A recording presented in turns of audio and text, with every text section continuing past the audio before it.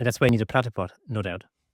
You just, I mean, you can get, yeah, you can get on the ground with a platypod if you want to, but then you're going to have these, towering. The people aren't going to look right, um, because all of our beaches slope down to the water, Oh, so the I see, photographer okay. is always higher than that. You're already higher than the subject, so even if your camera's on the ground, you're still knee and above, and you got to hope that you get a judge who understands that, and then and maybe fights for your image or whatever. But in IPC, there's not going to be a fight. There's no challenges. There's nothing. So it just has to look perfect. It has to look great. Don't blow out your highlights. Make sure that everything is sharp and focused. It's supposed to be sharp and focused.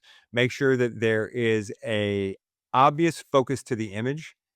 This is a big mistake that people make, where they put a picture in and you will hear the judges say, "My eyes are all over the place. I'm not sure." Anytime you hear a judge say, "I'm not sure what I'm supposed to be looking at," you're dead, right? So don't blow out your highlights. Make sure there's something that obviously you're supposed to be looking at, and you can't not look at it.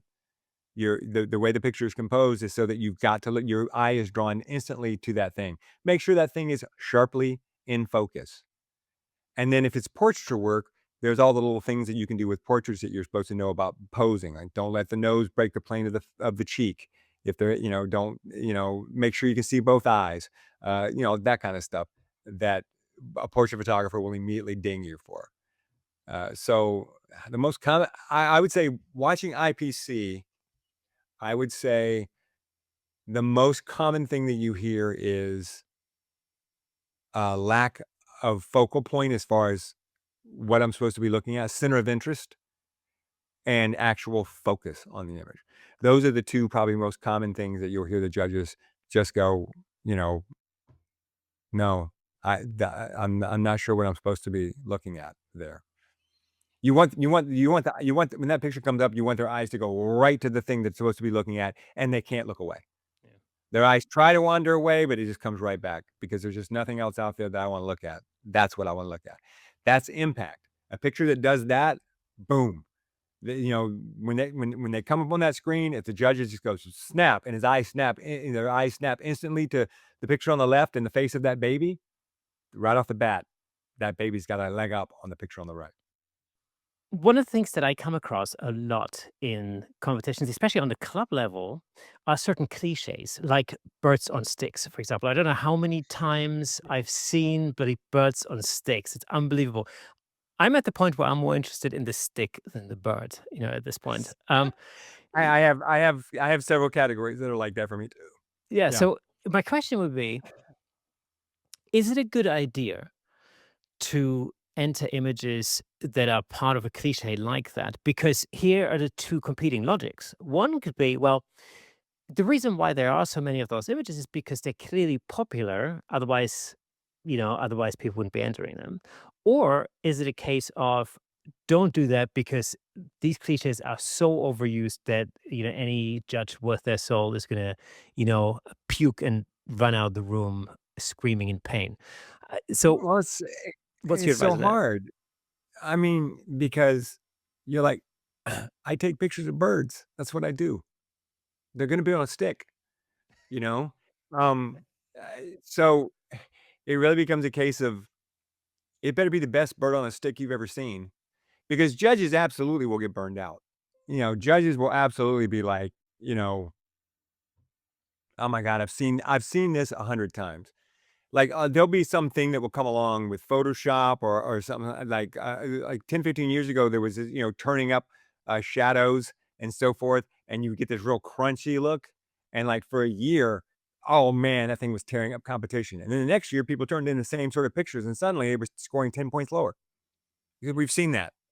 It was cool last year, but now, not so much.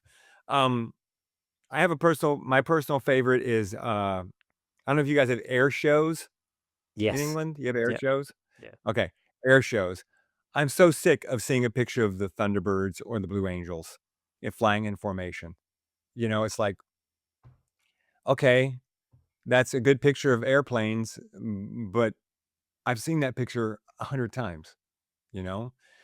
What's incredible is the airplanes, not so much the photography of the airplanes, and that's me personally. Um, so try and stay away. Like, if you wanna take pictures of air shows and put them in a competition, then you might be able to merit with them, but you're never gonna win. You're never gonna be best in show, you know?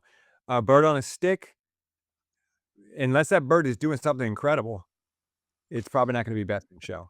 Well, I guess, like, the locations that can be quite overused as well. Like, here over here in the UK, it's actually been a massive scandal recently, about a place, I believe it's by the Scottish border, called I think it's called the Sycamore Gap or something, where there's in fact, it was used in, I wanna say, I think it was in the movie Braveheart or something. It's a part, yeah, there was they shot something on location. There's basically a gap. It's by the Roman wall, Hadrian's Wall.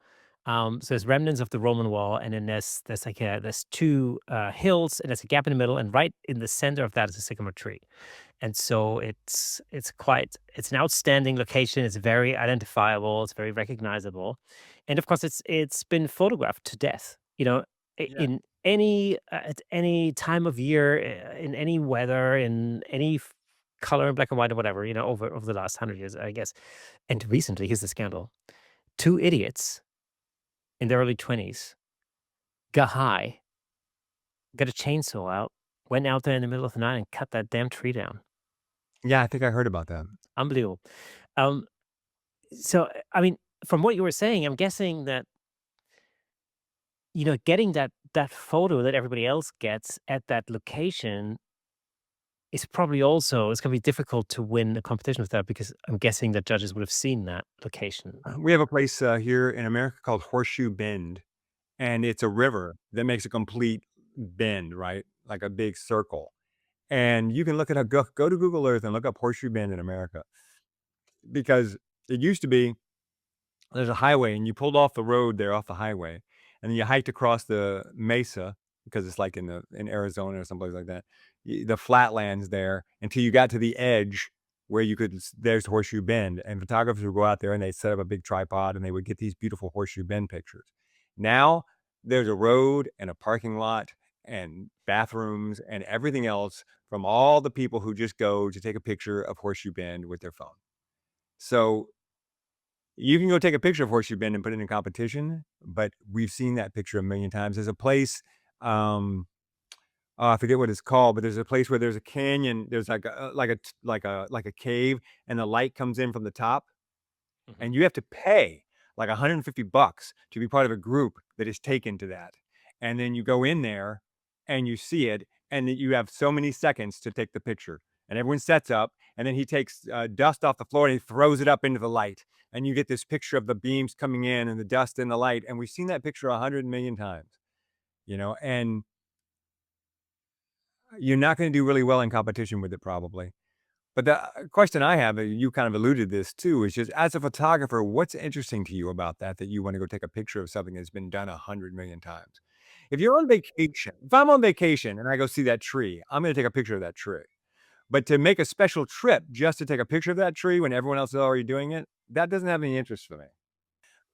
I mean, I just don't have a big desire to try and take a really cool picture of the Eiffel Tower. It's been done a million times. I have a story similar to that where I was at Universal Studios uh, theme park here, and they have a whole section that's a Harry Potter section. I don't know. Do you guys have Harry Potter over there? Well, incidentally, where I'm at, I'm literally just maybe mile and a half away from Leavesden, Warner Brothers Studios, where they shot Harry Potter. There you Right go. over there. Yeah, So they have a whole thing that's the alley from Harry Potter, yeah, including Gringotts, the bank, yeah. and on the top of Gringotts is the dragon. So Right. this giant building and it's curved and tilted and there's a big dragon and fire comes out of him and he's all blah, blah, blah, blah, blah. So I'm there and got my little Fuji with me and I'm like, let me take a picture of that building. So I just take a snapshot of the building. And then when I get home, I'm like, okay, well, let's extend this edge of the building to meet the frame and do this and do this and this crunch it up really good and make the sky come blah, blah, blah. And that's really cool. I entered in the competition and I got 2 merits for it, but I'm not proud of it. Yeah. You know, it's like, I'm convinced I got the merits because I think some of the judges who saw the picture didn't realize that that dragon is actually on the building. I think they think that it was all Photoshop, Right. and I'm just a master Photoshopper, and no, it's a statue. I took the picture. So I was just like, yeah, okay. Then I'm going to IPC back when it was not done at the convention, and I'm waiting for my ride at the Atlanta airport, and there's a crosswalk right there that leads then a long road going into the airport and covering on both sides of that road. It's a perfect funnel, and there's a crosswalk, and people are crossing that crosswalk, and I'm like, I think there might be a picture here. And I go off and stand in the middle of the road and get low and start shooting pictures of people crossing the crosswalk, but they're completely silhouetted.